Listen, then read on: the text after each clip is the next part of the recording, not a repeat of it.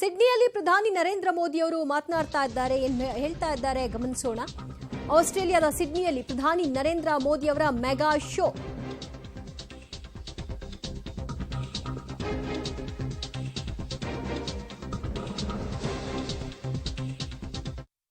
जीवन बचाया।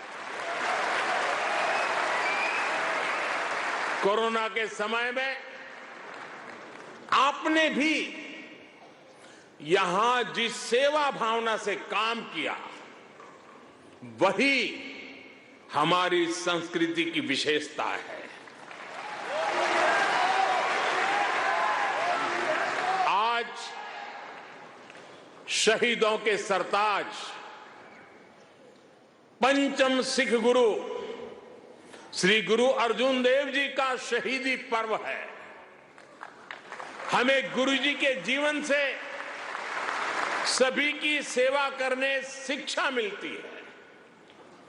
गुरु अर्जुन देव जी ने ही दसंध प्रणाली शुरू की थी। इसी प्रेरणा से कोरोना के दौरान भी कितने ही गुरुद्वारों के लंगर ने यहां लोगों की मदद की। इसी दौर में कितने ही मंदिरों की रसोई यहां पीड़ितों के लिए खुल गई। ऑस्ट्रेलिया में रहकर पढ़ाई कर रहे स्टूडेंट्स भी बड़ी संख्या में लोगों की मदद के लिए आगे आए। विभिन्न सामाजिक संगठनों ने भी इस दौरान बहुत लोगों की मदद की। भारतीय कहीं भी रहे, एक मानवीय भाव उनमें समाहित रहता है। साथियों, मानवता के हित में ऐसे ही कार्यों के कारण आज भारत को फोर्स ऑफ ग्लोबल गुड कहा जा रहा है। जहां कहीं भी कोई आपदा होती है, भारत मदद के लिए तैयार मिलता है। जब भी कोई संकट आता है, भारत समाधान के लिए तत्पर रहता है। आज चाहे इंटरनेशनल सोलर अलायंस के द्वारा सौर ऊर्जा का उपयोग बढ़ाना हो, चाहे आपसी सहयोग के माध्यम से डिजास्टर रिजिलिएंट इंफ्रास्ट्रक्चर तैयार करना हो, चाहे इंटरनेशनल बिग कैट अलायंस को नेतृत्व देना हो, भारत ने हमेशा अलग अलग देशों को एकजुट करने के लिए एक बाइंडिंग फोर्स की तरह काम किया है। अभी अभी जब तुर्की में भूकंप ने तबाही मचाई, तब भारत ने ऑपरेशन दोस्त के द्वारा मदद का हाथ बढ़ाया। भारत अपने हितों को सबके हितों से जोड़कर देखता है। सबका साथ, सबका विकास, सबका विश्वास और सबका प्रयास, ये हमारी डोमेस्टिक गवर्नेंस का भी आधार है और ग्लोबल गवर्नेंस के लिए भी यही विजन है। साथियों, आज भारत और ऑस्ट्रेलिया के बीच स्ट्रेटेजिक पार्टनरशिप निरंतर गहरी हो रही है। हाल में ही हमने इकोनॉमिक कोऑपरेशन और ट्रेड एग्रीमेंट ECTA एकता साइन किया है। अनुमान है इससे दोनों के बीच ट्रेड अगले 5 वर्ष में 2 गुने से अधिक हो जाएगा। अब हम कॉम्प्रिहेंसिव इकोनॉमिक कोऑपरेशन एग्रीमेंट पर काम कर रहे हैं। हम रिजिलिएंट और रिलायबल सप्लाई चेन्स का निर्माण कर रहे हैं। इससे दोनों देशों के बिजनेस को बल मिलेगा ही, दुनिया को भी नया विश्वास मिलेगा। आज भारत और ऑस्ट्रेलिया के बीच कई डायरेक्ट फ्लाइट्स हैं। बीते वर्षों में फ्लाइट्स की संख्या बढ़ी है। आने वाले दिनों में इनकी संख्या और बढ़ेगी।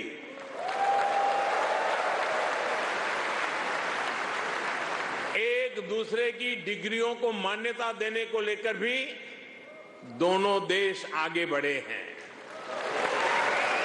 और इससे हमारे स्टूडेंट्स को बहुत लाभ होगा। Migration and mobility partnership agreement पर भी सहमति बनी है। इससे हमारे स्किल्ड प्रोफेशनल्स के लिए ऑस्ट्रेलिया आना और यहां काम करना आसान होगा। और साथियों, आज जब मैं आपके बीच आया हूं तो एक घोषणा भी करने जा रहा हूं। ಆಸ್ಟ್ರೇಲಿಯಾದ ಸಿಡ್ನಿಯಲ್ಲಿ ಪ್ರಧಾನಿ ನರೇಂದ್ರ ಮೋದಿ ಅವರು ಮಾತನಾಡ್ತಾ ಇದ್ರು. ಕೊರೋನಾದಂತಹ ಸಂದಿಗ್ಧ ಪರಿಸ್ಥಿತಿಯಲ್ಲಿ ಭಾರತ ಹಲವು ದೇಶಗಳಿಗೆ ಸಹಾಯ ಮಾಡಿದ ವಿಷಯವಾಗಿ ಕೂಡ ಪ್ರಸ್ತಾಪ ಮಾಡ್ತಾ ಇದ್ರು. ಅದೇ ರೀತಿಯಾಗಿ ಹಲವು ಸಂಘಟನೆಗಳು, ಮಂದಿರಗಳು ಮತ್ತು ವಿದ್ಯಾರ್ಥಿಗಳು ಅವರೆಲ್ಲರೂ ಕೂಡ ಈ ಸಂದರ್ಭದಲ್ಲಿ ಸಾಥ್ ಕೊಟ್ಟದನ್ನು ಕೂಡ ನೆನೆದ್ರು.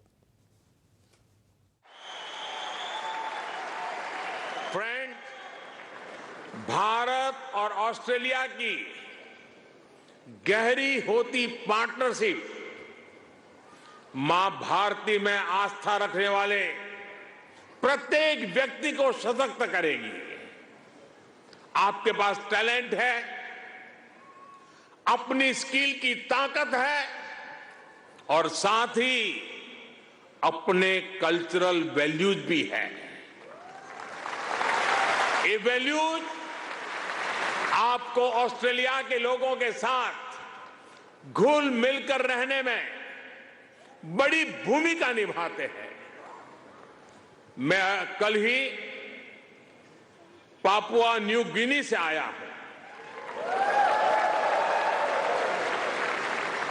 वहां मैंने स्थानीय भाषा में तमिल साहित्य तिरुकुरल के अनुवाद का लोकार्पण किया।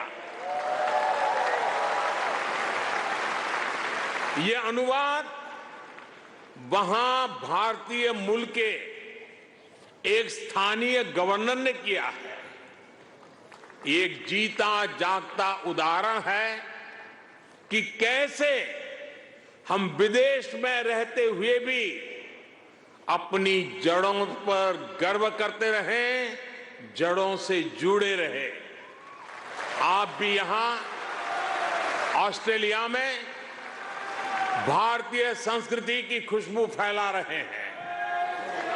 आप ऑस्ट्रेलिया में भारत के कल्चरल एम्बेसडर हैं, भारत के ब्रांड एम्बेसडर्स हैं। साथियों, मैं मेरी बात समाप्त करने से पहले आपसे कुछ मांगना चाहता हूं। देंगे? आवाज जरा धीमी हो गई। देंगे? पक्का? प्रॉमिस? मैं आपसे ये मांग रहा हूं और आपसे आग्रह करूंगा कि आप जब भी भारत आए अपने साथ कोई न कोई ऑस्ट्रेलियाई मित्र और उनके परिवार को भी साथ लेकर के आए।